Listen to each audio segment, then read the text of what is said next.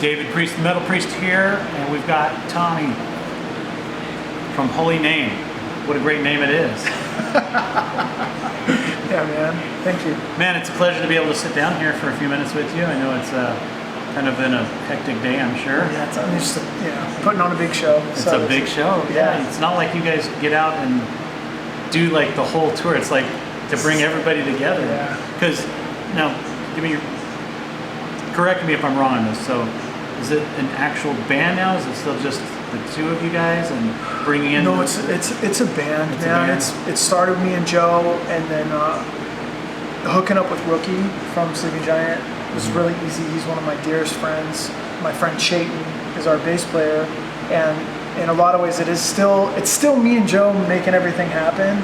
But when we can get together, it's been the four of us, and some of the homies and stuff. So, and because we're just older and have like a lot going on, we literally were like, Joe, how many sick days can you take from work? And he was like, not that many. So I was like, all right, well, we kind of need to live online as much as we can so people can see us, and then maybe when we get a chance to play, it'll be special. Right. So that's probably going to be what we do, just out of like necessity. You know what I mean? So briefly, if you can, kind of give me a rundown of how this band came to be following Sleeping Giant and that door closing and this one opening. I mean, in a lot of ways, like the Sleeping Giant to that point was like the biggest and best thing I'd ever been a part of. You know what I mean? And in my brain, it's like that was it. I had my shot.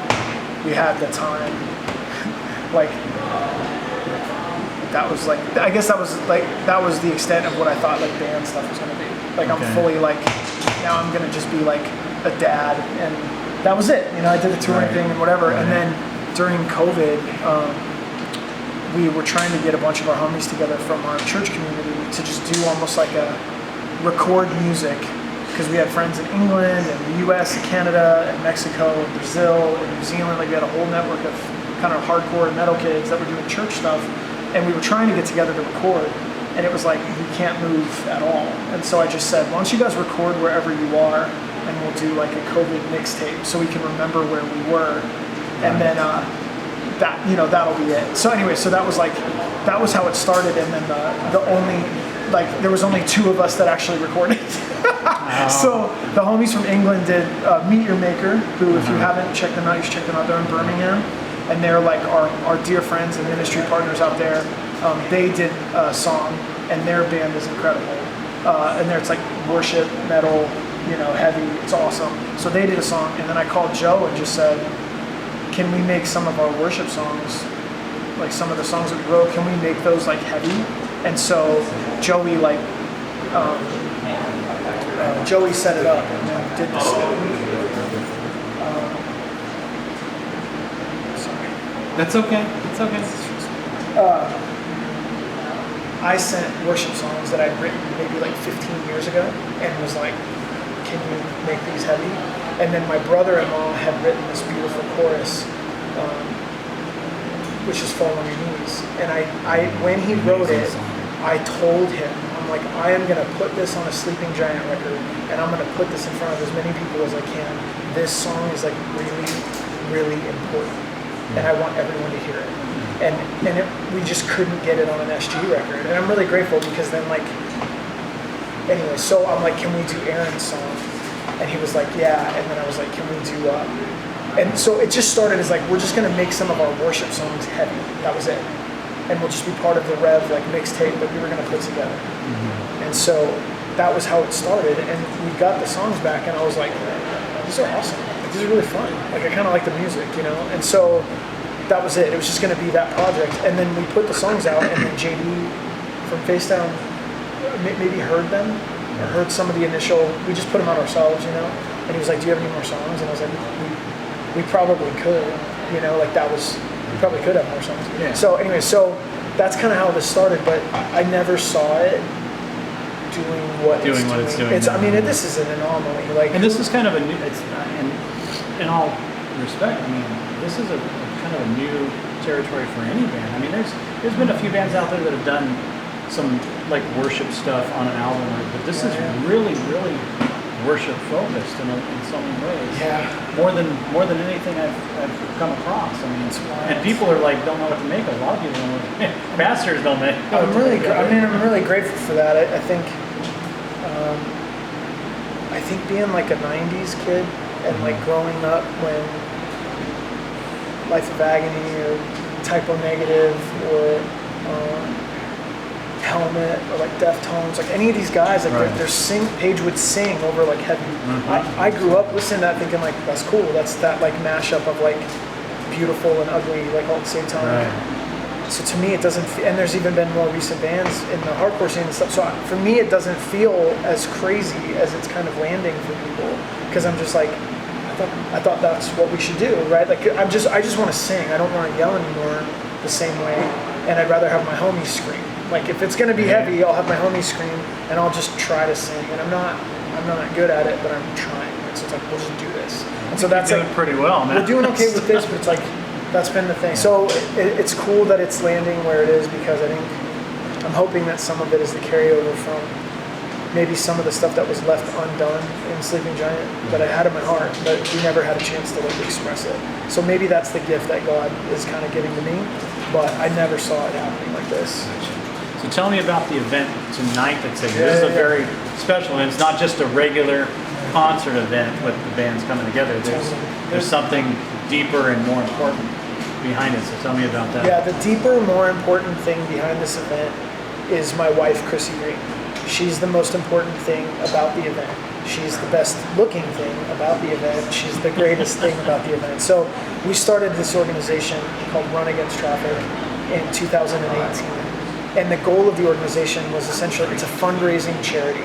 We want to raise money and get it to a specific group of organizations that provide aftercare for human trafficking survivors. If you rescue them or get them out and there's not good places for them to heal, they just go back. People just do that. It's like us as people that maybe were like hurting in our own ways. We can find Christ, right? You get saved. If you don't actually become connected and get your life put together, man, you're just gonna fall over and over again. And so spiritually, it's the same thing. It's like body, soul, spirit. These poor people have been manipulated. They've been forced. They've been beaten. They've been tortured. They've been bent to the will of really sick things. And so putting broken lives back together again takes a long time, and it costs a lot of money, and it costs a lot of resources.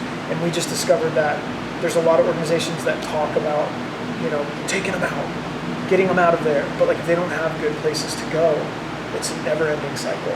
So we just wanted to raise money for aftercare, get it to the best people we could find, because it's too big for us. But like we can put people together, we can raise some funds and do stuff. So that's how Running Against Traffic started. And then I just thought, well, the easiest way for us to do that is find the things that people love, combine it with the fundraising part.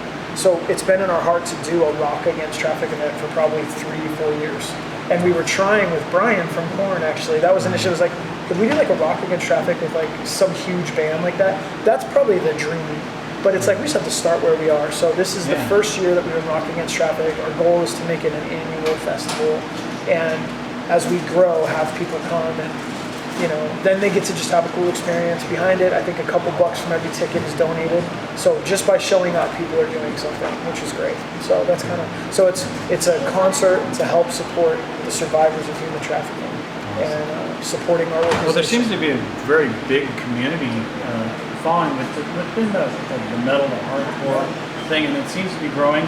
It's funny because in a lot of ways, like at least here in California, this is a special thing because this used to be a huge thing for concerts, but these days, like it's bands can't get gigs in their own towns. The churches won't have them. The clubs, they're too Christian for the clubs. They're too secular for the churches. So this is a great thing, and it's good to see so many people coming together. And I think there's something really big building. That's cool. I do want to touch on.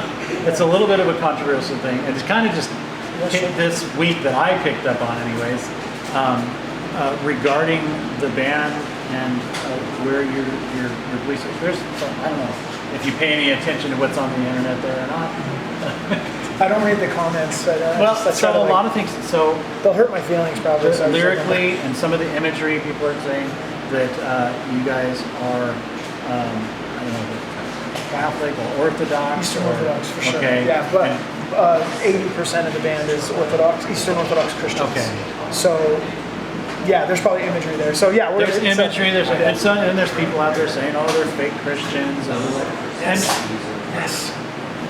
and you don't pay attention, but you got to hear it. It's got to be in your ear at some point. It comes up. It comes up. But I mean, you know, being in Sleeping Giant for so long and standing on stage and preaching and like every show was an opportunity to me to preach the gospel and see people respond, and in a way that I understood it. Like I was all in, and I've gone all over the world, and I've been, you know, booed at, and I've had stuff thrown at me, and I've been threatened and all that. You know, it's like I've gone over the world, and I've You're probably doing something right. So it's that part of like I don't care what people say about my faith. Like I'm having a hard enough time being a Christian.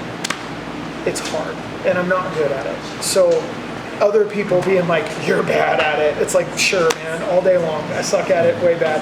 But if people are going to doubt my sincerity, it's like, that's fine. You know? Personally, I find it very, very, it's hurtful because I'm like, you know, for most believers, we're out there trying to unite. We're at least trying. Right? And then you've got these people that are going to come through and like, oh, forget them, and they're this and that. I'm like, you're just causing division. Totally. And, you know, whatever the enemy is going to mean for evil will get flipped around for good. So in my estimation, we're not going to deal with that. I literally I'm like, I got to keep it moving. I'm going to keep my eye on my own plate. I'm going to focus on my own repentance, my own humility, my own journey.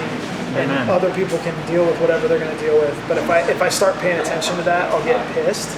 I'll have pride. I'll get ego. I'll have fear. Gotcha. I can't do it, man. It's hard enough to just try to be a Christian. It's just hard enough, you know. So it's like I'm going to try to do the best I can. I've been doing it myself for almost 40 years now. So yeah. Yeah, and I think my friends and my family, like if my friends and my family think I'm fake, then I'm messing up.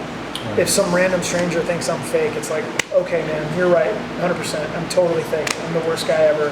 It's like, let them believe whatever they want to believe. I'm I a little one busy. last question for you then. Yeah, for sure, man. And, thank you. So you did the album. Yes. You did the live album. Yes, sir. You did the EPs and singles out there. What's next? I mean, have you been writing anything? Yeah, man. Is there going to be another album? Yeah, we've been putting music together. I would expect to see something new from HolyName in the fall. Because you put the one single out just like last month. Yeah, with great. Trevor from Heal the Hurt, and his project is incredible. Yeah. He's a banger of a vocalist, and his writing partners and all the people that are doing stuff with him are pissed. So it's going to be a great project. So you said how soon? I would expect that you guys could probably see something from HolyName in like the fall. Because we're going to do this. We're going to go to Germany and play a festival in Germany at the end of September. And then when we get back from Germany, we'll be kind of more like, okay, let's do stuff. So I would expect to see stuff from us in the fall. Great, man. Praise God. Thank you so much for the time, man. I'm really honored. It's a pleasure to meet you. Thank you. Thanks to everybody for Good to watching. sit down and chill and Yeah, man. Thank you. And yeah, David Priest, Metal Priest, Donnie, HolyName. God bless everyone.